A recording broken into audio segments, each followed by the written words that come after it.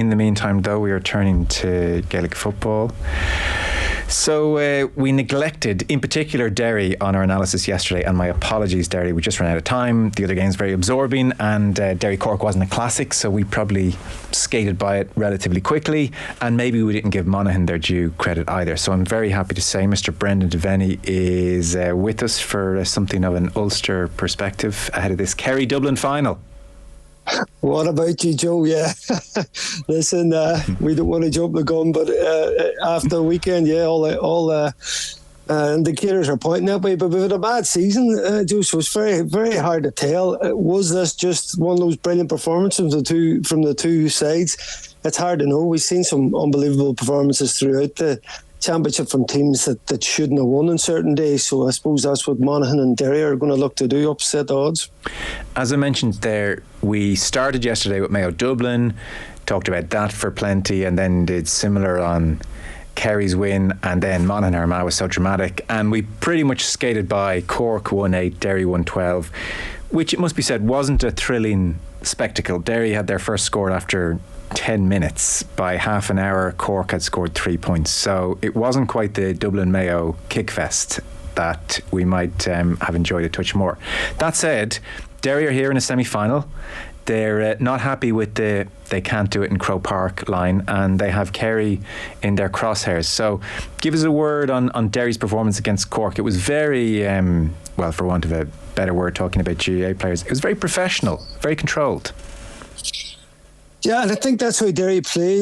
It's what they've been doing this last number of years. There's a real pattern to how they play.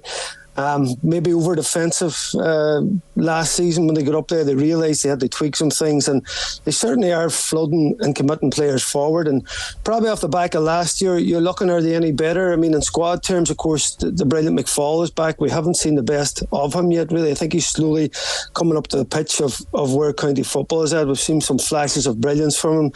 I just remember a few weeks back, one of the points he hit in Ballybofey, right in almost on the end line, he swiveled in a ball and put it over the bar, pure class. But I think McAvoy, the fullback, allowing, like up at that point, Rogers was circling in and out depending on what team they were playing. But now him and Glass, formidable midfield, and that comes down to McAvoy being solid in that defence. Of course, like Lachlan Murray coming in there as well. So I think Derry, from earlier in the season, you've seen both elements of the game. They still had that rigid zonal type marking. Their tackling was good, their turnovers were solid, but they did look like they were breaking with a lot more pace and trying to open up the pitch, keeping players wide, pushing players into the end line, realising that other sides were going to set up similar to them, and they were going to have to learn to break them down. So very much coming on the radar, Joe. You know, they won Ulster, and there was very little talk about it. I mean, such a barren spell they had, as we all know, going right down to Division 4, and then, you know, they won back-to-back Ulsters. Because of the nature of this season with the league and the championship, there's so little talk really about the provincials, even something like an Ulster, which was massive for them. I mean, Armagh, like, so desperate for one, and listen, they went through the group stages without anybody talking. And again, as you just mentioned there, Joe, a very workmanlike performance. You know, never had the heights against Cork. I mean, Cork, 22 efforts in goal, only at 1-8 from that. Yeah. You know, they were pretty poor. So Derry now coming on a wee bit under the radar. I think probably coming into the championship, you would have had Dublin, Kerry. I think Galway just tucked in behind them. You then had the likes of Mayo. You know, you're thinking maybe Tyrone, and then Derry. That's probably where a lot of people would have had that marking. So listen, they certainly have a chance going into the game. And how do Kerry size up for them? Certain matchups work, certain styles work, others don't. Will they like the look of what, well, in so much as you can like what Kerry are about, but will they feel they can get at Kerry? Is that a matchup that suits what Derry have in their locker? Yeah, well, Derry do seem good at snuffing out the opposition. You know, I know obviously there's been a change there with Gar stepping down and Mina stepping up to the main job, but you know, we certainly well got there. He's a huge number of years done with these Derry lads. He was involved with the last Derry management, so listen, he's been around the block with these guys and they trust him. And yeah, matchups is interesting. If you look at it now, the way teams drop off, you know, you think what matchups is important, but still, you would say, you know, the likes of obviously of McCaig, and his battle is going to happen inside with Kerry full forward, whose name has just left my brain for some reason. Of all names to leave my head. You haven't forgotten David Clifford's name, I presume. No, I haven't. You know what? I was thinking about all the other matchups as you said it to me, and I'd bypassed that one. My brain wasn't able to. I'll tell you what, Brennan, you want to keep an eye out for this David Clifford kid. I think he's going to go all the way. That's bad. That's a brilliant. But no, I tell you, there is probably a couple of matchups, and I say White had a brilliant game for Kerry last day. Cassidy, is adept at handling and tracking a player like that. If he's going to have huge influence up the pitch, I would say probably Foley McGuigan. When you look at the two ends of the pitch, Clifford McCaig, probably Foley McGuigan. Maybe Tom Sullivan, but I think probably Foley will pick him up. And then you have the brilliant battle. I mean, the last day O'Connor, everybody's raving about his performance and Barry at midfield. That against Glass and Rogers, I suppose there is very intriguing battles in there, but in many ways, what would have happened from a few years previous, so the tactics that have come into our sport have been a result of lesser teams really wanting to beat better teams. And how do they get about them, and how do they frustrate them, and how do they stop them playing? What you have is now is the better teams are now all playing the same. They've all got it locked down. Probably you just leave Mayo out of that scenario, Mayo. Yeah. But everybody else, and you've seen it the last day, once Dublin and Kerry went into that lead. So your fear is in the semi-final is that if Dublin and Kerry start to flex their muscles and go a good few points up, 4 or 5 points up, they just sit and they play like an out-and-out counter-attacking team, and it's horrible for the opposition. So I think that's a big thing for Derry, that it isn't a case of, and you've seen it be thrown the last day, maybe from a couple of years ago, how they went about them after Kerry. And Kerry tried this a few times under Peter Keane, and it just was all a wee bit miserable. Jack O'Connor, brings in Paddy Talley. They find the right ingredients, so you have that rigid defence, that man-to-man tackling, but then you have the breaking with pace. That's what Dublin did so well. And Derry obviously got the defensive side right, Joe, and still there is question marks. Can they punch enough scores going forward against the side of Kerry? I've heard people say that if you were to pick anyone to try and marshal David Clifford, there's a chance McCaig might be top of your list if you could pick anyone in the country. Now, I still sort of don't fancy anyone's chances against Clifford. Admittedly, he scored a point from play the last day. I doubt he's going to do that 2 games in a row. So, McCaig versus Clifford, does he have half a chance here at keeping this guy to 3-4 points?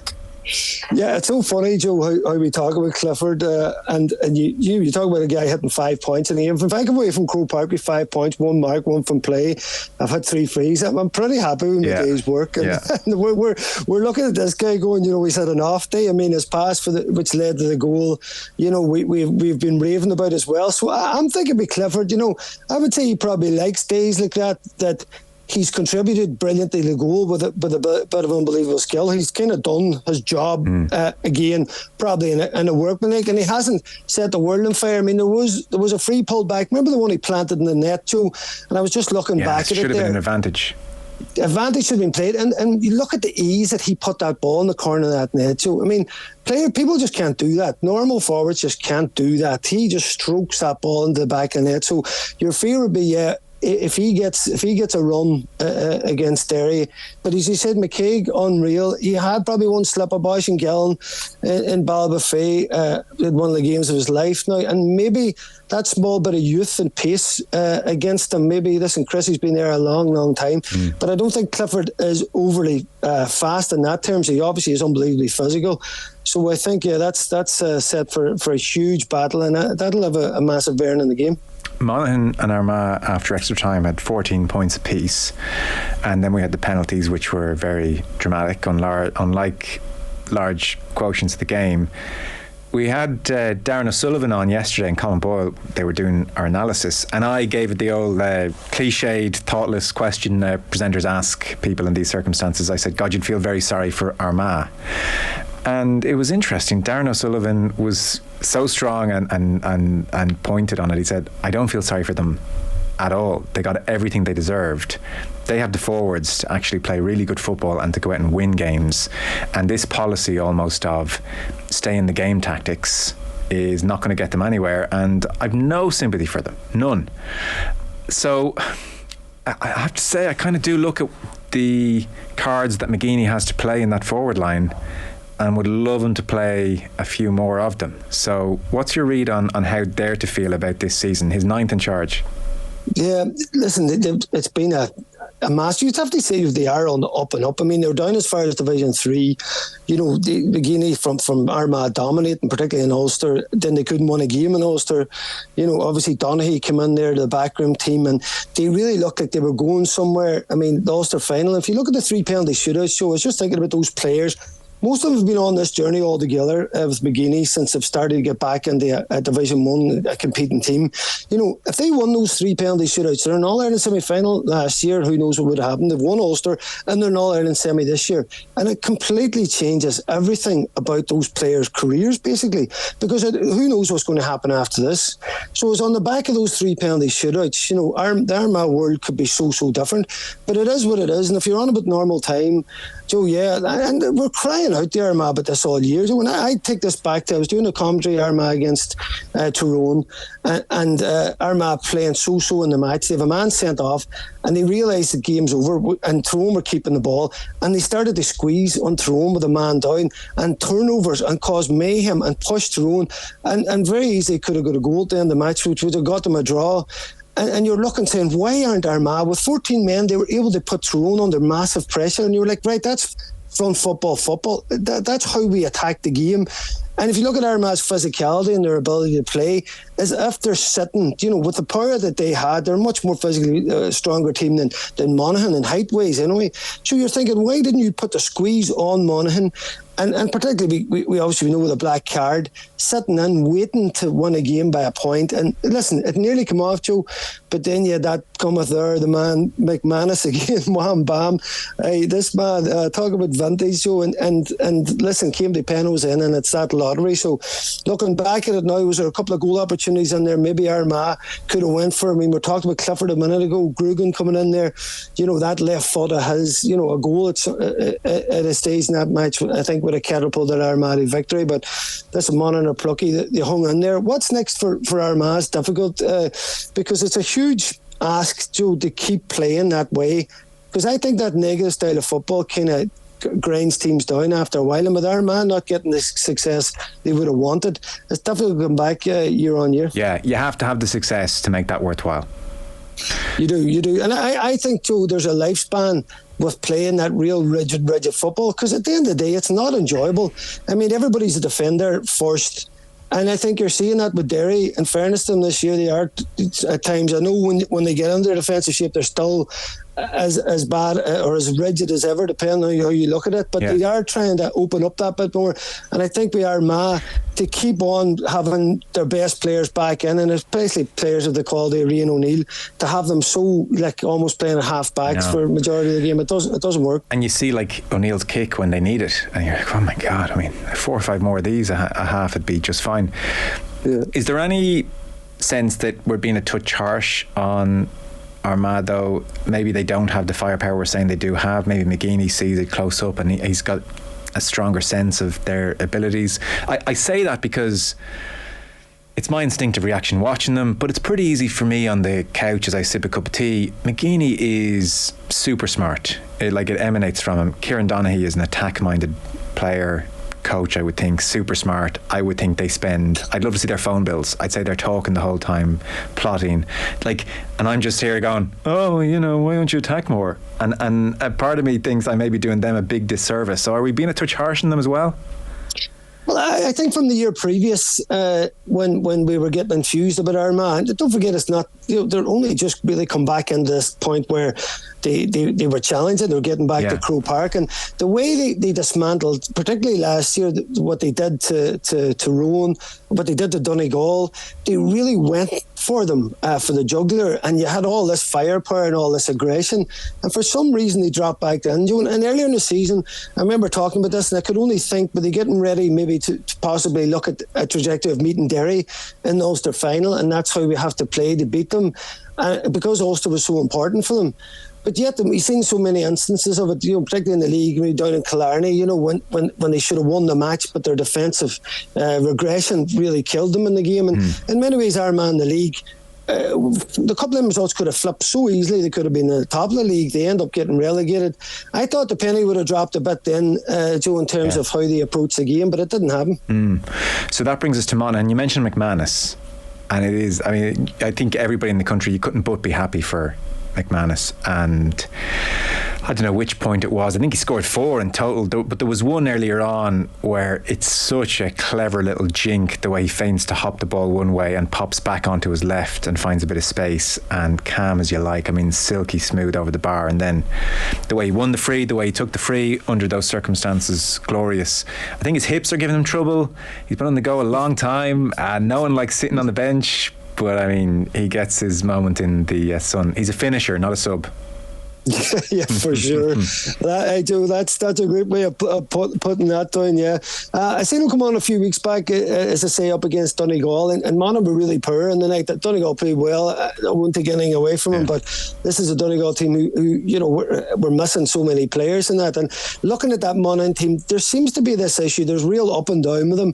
I think when they've got a bit of an axe to grind, there's some reason to come at teams. I mean, you look at the way Derry took them apart in Ulster, and then when they played them then in the first group game, you know, it was a completely different Monaghan. The aggression, the way they attacked the game, probably should have beat Derry in Celtic Park. You know, Derry showing a bit of mettle in that game. So there's something about Monaghan, you know, and their smaller population and how they're set up. I mean, Vinnie Corey takes that job. I don't think he necessarily wanted it so soon, but there was nobody really coming in for it, as we've seen with a few jobs around here. And Martin Corey, his brother, coming in, very highly regarded coach, you know, in the area, and the lads love him. You look at the likes of Vinnie, how long he played, you know, Paul Finlay, the Hugheses. You know, you look at McManus, there's a real club sense you always get with Monaghan, that everybody's in there for the long haul. Nobody retires until the very last. You say McManus has had some sure in years to come, I'll give him bother, but he can always play back those couple of penalties and those frees he hit, and he can have a smile to himself. Find it really hard. Like, they've made fools of us all, and they should have been relegated about 15 times at this stage, and just haven't been. Find it really hard to make the case against Dublin. Yeah. Listen, Dublin, Joe, you're again looking at the right time of the season just to be hitting the right points. And this, if Dublin were like a soccer team, and you see it with the dominant teams over there that have the best players and keep the ball, there's a different way of playing. Your blood needs to be up properly to play football. And I know that's lessened over time with tactics and possession, but you still need to have a bite. And you're looking at Dublin, and looking at them early in the year against Roscommon, and I was thinking about the Roscommon dressing room before they were out to play them. You know, hadn't won a game at Croke Park at so long, and the fans at Dublin, they must have been hopping. It was the Dublin lads, I would say, there was something tranquil playing in the dressing room. It's just another game. What are we having for dinner tonight? Well, texting the woman. Listen, that's the thing, Joe, and that's no disrespect to Roscommon, but when you've been so successful and been around the block, how do you get up for certain games? And I think that's something that Desi Farrell struggled with, and people were kind of blaming him for it, which was very unfair, because, you know, as he said himself last year, they've had 22 new players in the last 2 years, and then all the experience comes back in this year, Joe, and how they finished that game was absolutely frightening. And you know, you look at last year with those players missing, you know, Mannion, Comm was injured, McCaffrey wasn't there, Cluxon wasn't there against Kerry. They still nearly beat Kerry. So you'd think just that Croke Park thing, Joe, that Dublin now are getting ready, and that's an unbelievably horrible proposition for Monaghan. And again, if Monaghan go behind, not like it was years ago, you know, there isn't that chance to maybe hit them for 1-2 or 1-3, catch them sleeping. Dublin will just sit in rigid and keep hitting you on the counter and of the bench and the exposure. Joe in Cork, who I suspect was watching the Derry game very closely, said Cork were jaded after 3 weeks on the bounce. They had lots of chances. Derry made seriously hard work of it. Wouldn't be so sure about them. And Pat makes a fair point. I hadn't thought about this actually, but now that he says it, I totally agree. The goalie, I presume he's talking about Monaghan goalie here. The goalie should not be allowed to wear black. Gets mixed up with the referee. That is true. There's a few times he's popped up on my screen and I thought, bloody hell, ref. Oh no, goalie. But that's an aside, that point. On Dublin, we were saying last night, you mentioned all the lads have come back. The sense from the likes of Paddy Andrews and different Dublin players in the know is that genuinely, as much as, you know, people laugh at us, there is a lean period coming behind this generation. Like, there isn't the next Con coming through, the next McCaffrey coming through. So there seems to be a real sense the band is back together. We're going to win one more All-Ireland potentially, and maybe that will be a lean-ish by Dublin standards period. So they just have that short-termism about them, Dublin, at the moment, which is a bit scary. And to your point, they'll have adrenaline for the semi-final. So, that makes them a bit scary. Who wins the All-Ireland? Yeah, do you know what? I just have a feeling it's going to be Dublin, and as you said, just the performances the last day of Fenton McCarthy, the players that they brought off the bench, the Assurity of Cluxton, listen, 111, points in that second half. I mean, that's an absolute destruction of a side that we thought it was going to be close. When I take your texter's point there about the fatigue, that last game in the group stages was what really caused problems for so many teams. I mean, Donegal beat Monaghan, Kildare beat Roscommon, the draw, Tyrone and Westmeath, listen, Cork beating Mayo, the Armagh beating Galway. All these performances we didn't see coming, and then it caused another game for a lot of those teams, which I think then led them into games not completely ready, in the quarterfinals where they weren't expecting to be. I think that threw up a lot. Up in that point, we were trying to figure out where is everybody in this championship. But after last weekend, Joe, there's no doubting where the powers that be lie, and it's still very much with Kerry and Dublin. I know. There's a sense now. It was all a lot of shadow boxing, and those boys circled first weekend of July, and boom, here we are. It's Kerry and Dublin. Of course, it's Kerry and Dublin. What were we expecting? You didn't answer my question. Oh, you said Dublin. You think it'll be Dublin. Okay. Well, we'll watch the next couple of weeks. It's nice to have the championship really booming at the moment. Thank you so much. Appreciate it.